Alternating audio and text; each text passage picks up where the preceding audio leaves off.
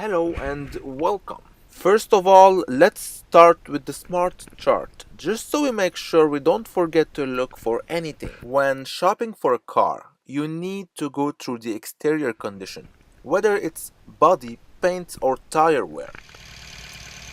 Then check the engine condition. Might seem hard, but there is multiple easy clues, whether it's weird noises, smells or smoke. Then there's the interior condition.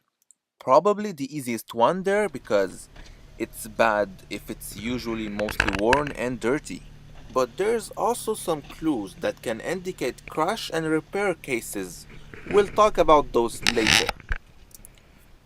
Keep in mind that there really is no way to be 100% sure a used car won't need any repairs. What I would like to share throughout my work is ways to minimize the risk and deal the best price as fairly as possible. So let's start with the exterior condition. You're looking for inconsistency in the paint job, panels that seems to be lighter or stronger in color than the rest of the car. Usually you need the sun to be shining bright in order to kind of see how the light plays on the paint. So carefully check the paint of the car. It should be mirror finish and it should give you a kind of a 70% mirror feel. It should not be blurry. And for that, to do this test, the paint test, you really need the shine from the sun. In this case, it really seems beautiful. Factory paint. Now let's get our attention over the body condition. As always, this should be the most obvious part. When you're walking around the car, look for any dings, broken parts, scratches, rust, inconsistent alignment in between the hood, panels, bumpers and doors.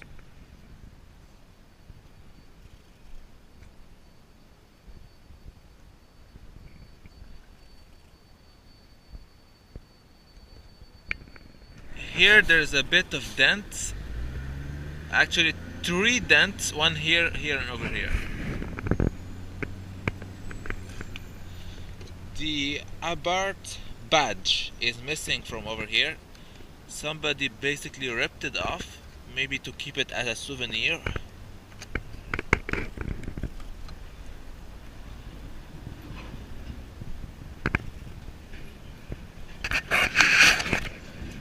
And on this side, the molding seems to have been glued back in its place.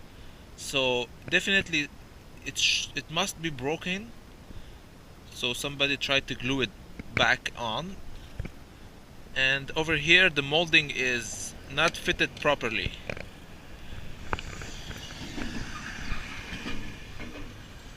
Actually it seems normal. My bad. Since on this side it's exactly the same quality finish as on the other side, so that must be something to do with the aerodynamic of this car. No, I'm not wrong, you can still see it. It's not fitted properly. On the other side at least it's properly fitted. So there's definitely something wrong on this side of the car, since we have 2 clues: glued molding and unfitted properly molding. The wheels and tires. First of all, look and see if all 4 tires are the same make and model. Then take a penny and insert it in between the tire tread. It will give you a rough estimation. And finally check the rims for scratches, pothole damage and faded paint.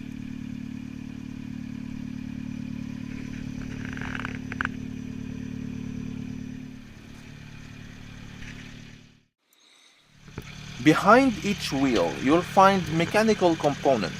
Sometimes it's not so easy to take a look at. You'll need a very expensive $700 small accurate device. your cell phone basically. Use it kind of like what I'm doing now. This tip will give you easy access to components such as front axle, ball joint, lower table. Even if you're not a mechanical expert, you can still look for anything unusual if anything seems torn, broken, rusted, and if you're not sure, compare both sides. Now, the headlamps and tail lights. Check and see if the headlamps are becoming blurred and yellow. This is common with non-UV treated transparent plastic. With time and sunshine, they slowly degrade. This means either the car was sitting too long facing the sun or the car has spent most of its life on the road. This is why sometimes yellow blurred headlamp can give you a rough estimation on the actual mileage.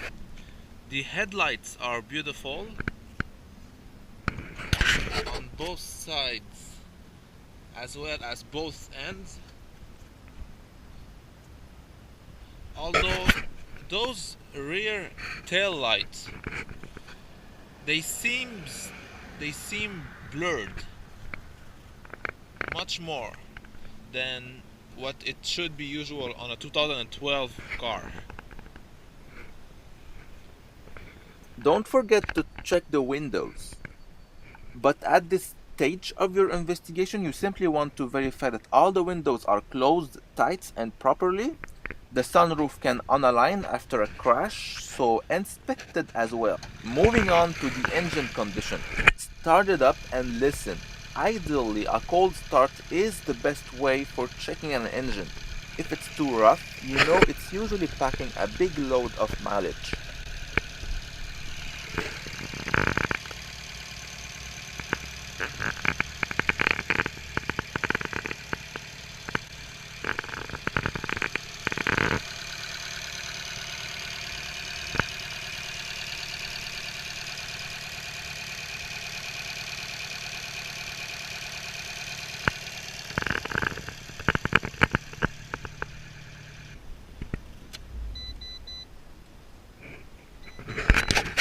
So, as I said, the engine sounds a bit rough. I'm wondering if it's because of missing oil change or because of hard use.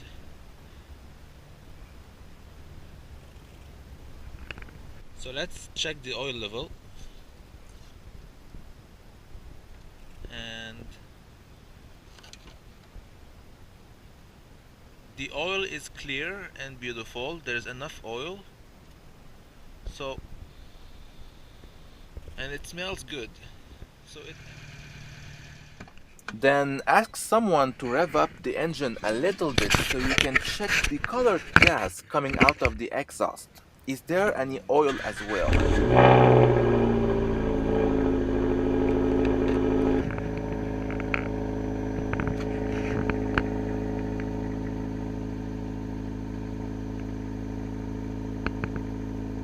The usual color should not be noticeable in summer and very light gray in winter. Don't forget to check for oil leak under the engine bay.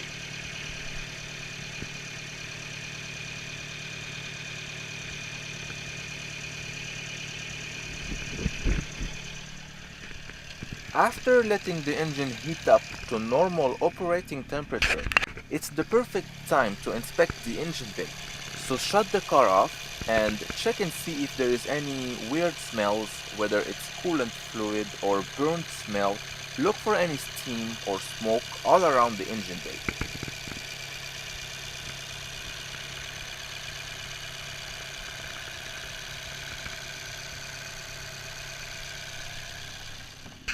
Let's move on to the third part from the investigation. Interior condition. Look for any interior wear mark. This kind of cars, the mileage plays a big part in their values. So what we need to do is find clues all around that can justify the mileage. Look for any unusual wear and tear on the steering wheel, seats, switches. Any unusual condition could be caused by excessive use, which should indicate a relatively high mileage. We talked earlier about clues indicating a crash and repair case. It's mainly the seat belts mixed with black mechanic kind of dirt. When a car gets into the hands of a cheap money-making mechanic, you'll most probably find black mechanic dirt all around the interior. Granted, it doesn't mean the car was crashed. The car might simply be in for cheap maintenance. A crash and repair case is most usually given away by the seat belts. See, seat belts are made in a specific way so they lock when the car gets into a crash, and they have to be replaced.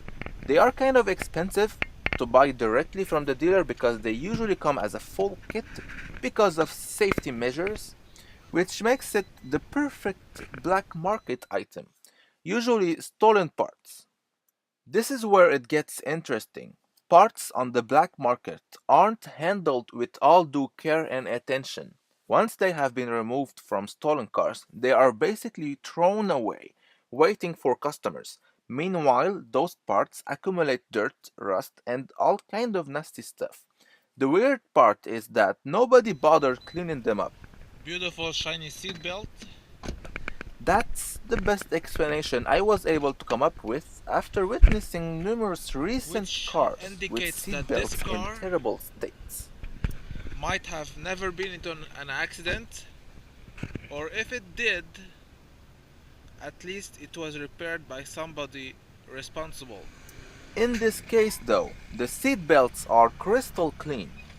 All good.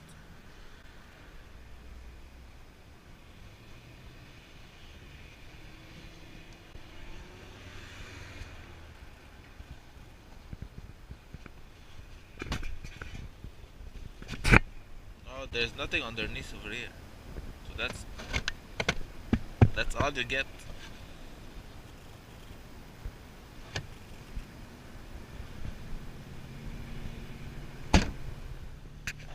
Moving on to windows and sunroof.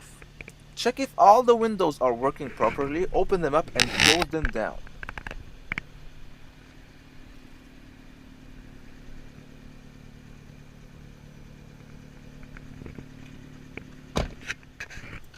Don't forget to check if the windshield wipers show any malfunction.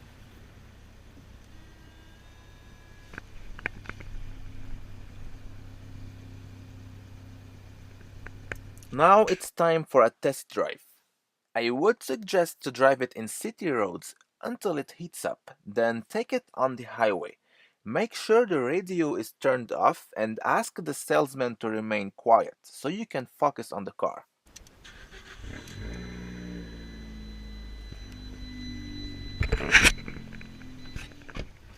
After going through that smart chart thoroughly, you really should begin to have an idea on the actual mileage of the car, so check it out at the very end of your investigation. If the shown number makes you uncomfortable, walk away or try and get the best deal as fairly as There's one possible. light that is on. Don't forget to check and see if there is any cluster light indicating needed maintenance. Light that is on, which I believe is the tire pressure. I'll thank you for watching and hope you enjoyed. Whether you're looking to buy or to be entertained by nice car footage, be sure to subscribe and scroll through my channel. There's much more stuff about cars. Take care and goodbye.